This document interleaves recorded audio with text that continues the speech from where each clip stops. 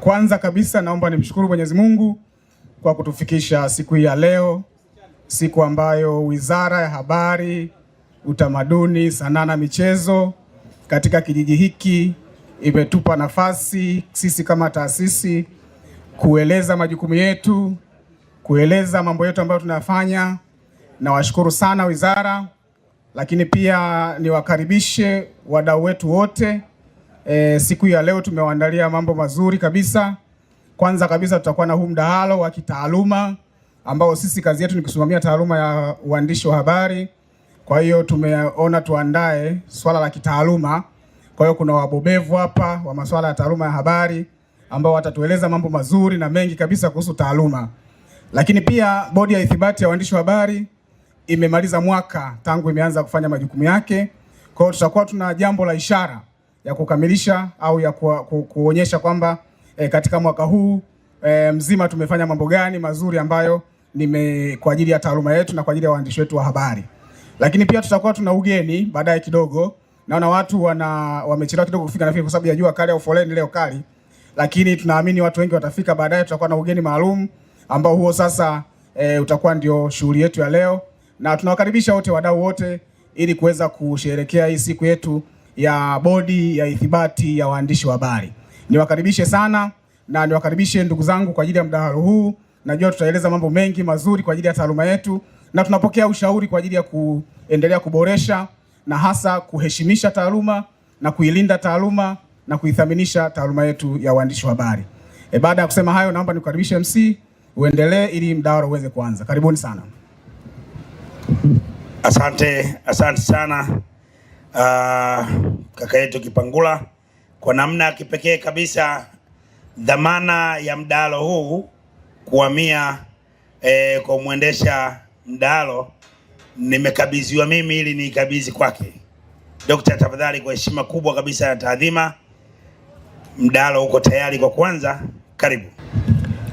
Asante sana MC na asante sana mkurugenzi wakili Patrick Kipangula, na nashukuru sana kwa waandishi wa habari ambao mmefika leo hii na wadau wote wa sekta ya habari ambao tumefika kwenye siku ya ajabu katika banda hili la Wizara ya Habari, Utamaduni, Sanaa na Michezo, ikiwa leo ni tarehe 11 mwezi Julai, siku ya Bodi ya Ithibati ya Waandishi wa Habari. Bodi imeamua kuwa na mdahalo huu maalum kabisa. Kama alivyosema wakili Kipangula, mkurugenzi mkuu wa JAB, mdahalo huu utaongozwa na mimi Dr. Egbert Mkoko, ikiwa ni mwaka mmoja na miezi minne tangu kuzinduliwa rasmi kwa Bodi ya Ithibati ya Uandishi wa Habari. Yaani tuna miezi 16. Akiwa ni mtoto basi ameshaanza kukimbia, ametembea, amesimama, ameanza kutembea hatua moja mbili na kidogo anaanza kukimbia kidogo. Na meno yale mawili ya mbele yameshaanza kuota. Kwa hiyo kidogo bodi imekuwa, lakini bado inatakiwa kukua zaidi kwa sababu umri bado ni mdogo. Kwa hiyo tutakuwa tuna mdahalo ambao utajadili tumetoka wapi, tupo wapi na tunaelekea wapi baada ya hii miezi 16. Na katika mdahalo huu leo hii ninao nawaita maguru wanne. Na kwanza kabisa tunaye Deodatus Balile, ni mwanafunzi wa PhD. Nitamuuliza baadaye atamaliza lini kwa sababu naona siku zinazidi kwenda. Balile yeye pamoja na kwamba ni mwandishi wa habari mkongwe, lakini pia kwenye masuala ya sheria ni mmoja wapo. Na Balile ameshiriki kwa kiasi kikubwa sana toka wakati wa mchakato wa uandaaji wa sheria ya huduma za habari. Kwa hiyo anafahamu vizuri sana hii bodi walipanga iwe namna gani na iko vipi toka imeanza mpaka hivi sasa, na ndio maana Balile ambaye ni mwenyekiti pia wa Jukwaa la Uhariri Tanzania ni mmoja kati ya panelist leo hii kwenye mdahalo huu. Balile, karibu sana.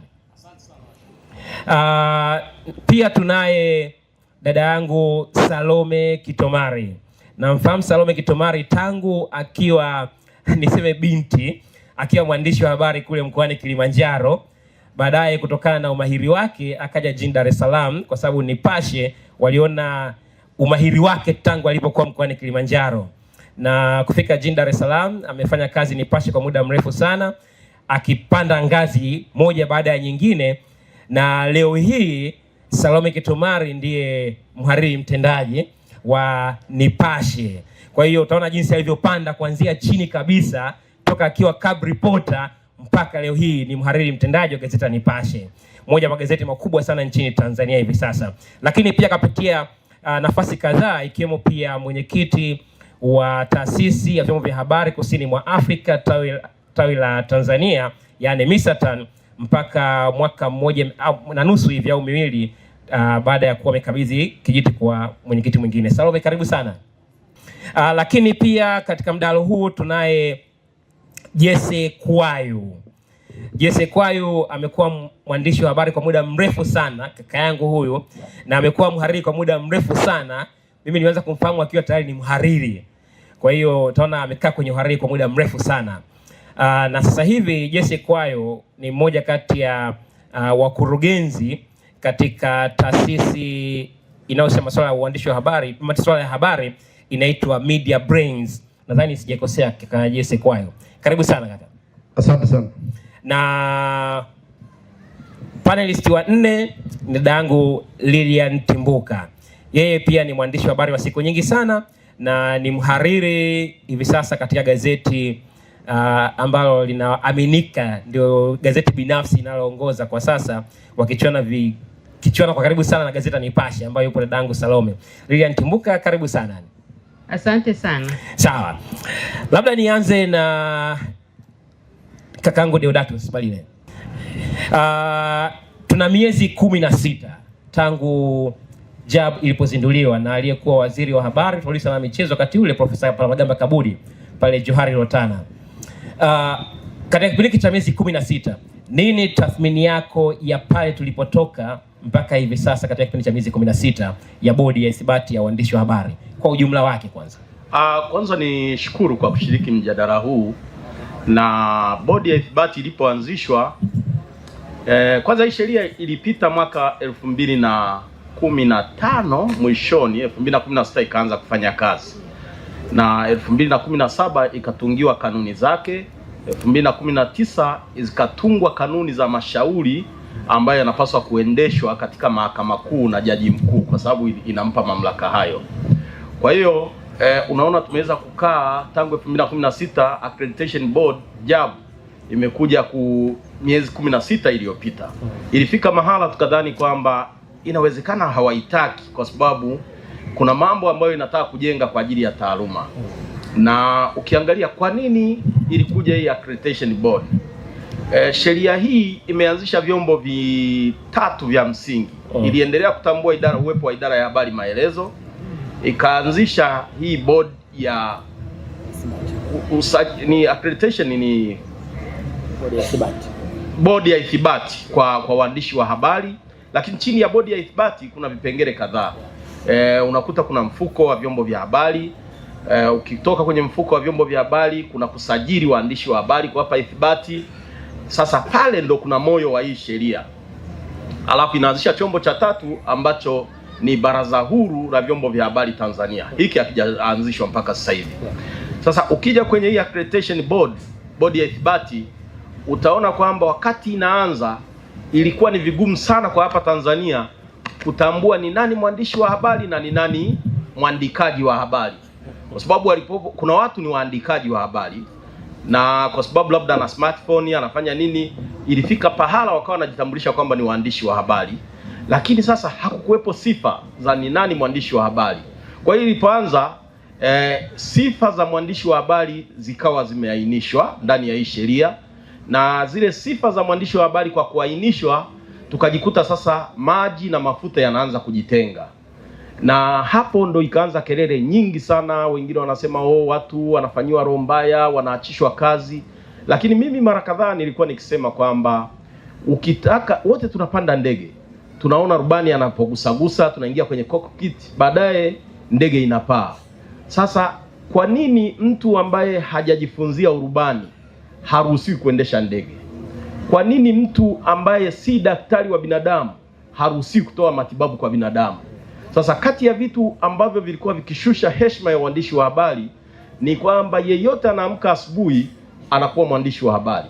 Kwa hiyo iwe anajua maadili ya uandishi wa habari, amejifunza uandishi wa habari, hajajifunza, ili mradi anajua kuumba zile herufi za aba cha da mpaka efaga, anaweza kuandika akawa mwandishi wa habari. Kwa hiyo ikatokea watu wengine anafanya kazi yake ambayo sizitaji, nikitaja kazi watasema labda anaidharau kazi fulani, lakini unaona ana hamu sana ya kufanya uandishi wa habari. Mimi nasema heri kama mtu ana hamu ya kufanya kazi ya uandishi wa habari, basi akausomea uandishi wa habari. Kwa hiyo ndio hapo sasa hii bodi kwa kweli imeingia, tumeona imesajili waandishi wa habari, tumepata hizo ithibati kwa kupata press card. Kuna kelele zilitokea na baadhi ya watu walinijia kama mwenyekiti wa jukwaa la wahariri wakisema, jamani tusaidie, tunakwendaje, tunaondoka kazini. Lakini wakati tunatunga hii sheria tulijua kwamba mambo matatu ya msingi. La kwanza ni kurejesha heshima ya uandishi wa habari. Kwa mtu, sio kila mtu anaweza kuamka asubuhi akasema na mimi leo ninakuwa mwandishi wa habari. Ajue kuna utaratibu, kuna mienendo, kuna kanuni, kuna sheria za yeye kuwa mwandishi wa habari. Lakini la pili ni uchumi wa vyombo vya habari, kwamba hii bodi chini ya mfuko wa vyombo vya habari, ule mfuko ulisema maendeleo ya taaluma ya habari, lakini ukishasema maendeleo ya taaluma ya habari ni uchumi wa vyombo vya habari, ni uwezo wa kitaaluma wa waandishi wa habari. Lakini la tatu, na pengine nisitishie hapo kidogo, ni hii hali ambayo tumeiona sasa, ile watu kutambua tu kwamba ili uwe mwandishi wa habari lazima uwe na sifa fulani za kuanzia angalau diploma. Maana sisi mapendekezo yetu yalikuwa degree. Sasa wengine wakasema sasa nyie kwa sababu mmeshazipata hizo degree ndio maana mnataka mtufungie. Tukasema basi heri na iwe diploma. Sasa tumekwenda, wanafika mara wanasema hata diploma na yenyewe ni shida. Sawa, tunajua kuna mlango mwingine, kanuni ziliacha huo mlango, lakini lazima huyo mtu awe na sifa akipitia mentorship. Sawa, nashukuru sana kwa tathmini yako hiyo Balile.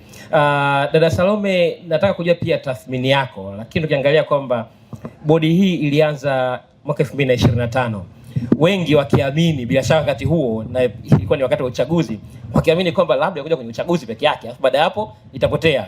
Tathmini yako kwa kipindi hiki cha miezi 16 unaionaje ya bodi ya ithibati? Tathmini yangu kwanza inaonyesha kwamba haikuwa nguvu ya soda. Na maana tukiliundwa kitu endelevu kwa ajili ya kuondoa uholela. Nikizungumza kwa jumla, mimi nasema imetusaidia kuondoa uholela. Na uholela huo ulikuwa kikwazo sana, ilikuwa uwezi kumtofautisha ambaye amekwenda akasomea taaluma na ambaye hajasomea. Kwa hiyo kulikuwa na uholela ambao unakwaza hata wale ambao tumesomea taaluma ya uandishi wa habari. Kwa hiyo mimi kwa tathmini yangu naona kuna kuimarika sana kwa weledi na uwajibikaji. Na uwajibikaji huo umegawanyika mara mbili. Uwajibikaji kwa maana ya wamiliki wa vyombo vya habari ambao kule waandishi wa habari wameajiriwa au wanafanyia kazi. Lakini pia na uwajibikaji wa mwandishi mmoja mmoja. Kwa maana ya kwamba unapofanya kazi yako ya uandishi wa habari unajua kabisa kwanza hii ni taaluma ambayo inatambulika kwa mujibu wa sheria kama taaluma nyingine ilivyo uhasibu, wakili na nyinginezo. Kwa kama unatambulika kwa mujibu wa sheria, maana yake kuna utaratibu wa kuenenda kwenye hilo eneo. Kwa wewe mwenyewe unapaswa kuwajibika ifaavyo kwa mujibu wa maadili ya kazi yako na utaratibu na sheria zilizopo katika nchi yako. Lakini pia kwa upande wa wamiliki kwamba sasa hivi kiwango cha kuwa na jabu au kiwango cha kufanya kazi ya uandishi wa habari ni diploma. Maana yake hata mshahara ambao mtu atalipwa utaendana kidogo na hadhi yake, haitakuwa uholela ule tu wa kumpeleka mtu na malipo kidogo.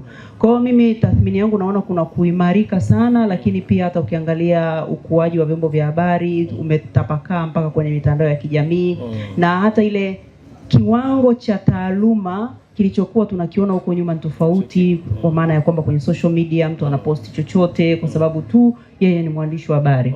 Kwa hiyo weledi na uwajibikaji mimi nauona kwa kiasi kikubwa sana nikilinganisha na mimi na miaka 22 kwenye hii taaluma. Toa mmoja huu ajabu miaka 21 nikiona mambo yanavyokwenda yanavyobadilika kila siku mpaka naona sasa kuna uimara na gari letu limewaka linakwenda vizuri, na maana yake tuna mambo mengi na mazuri ya kufanya kuhakikisha kwamba taaluma hii tunaimarisha vizuri katika viwango vinavyotakiwa.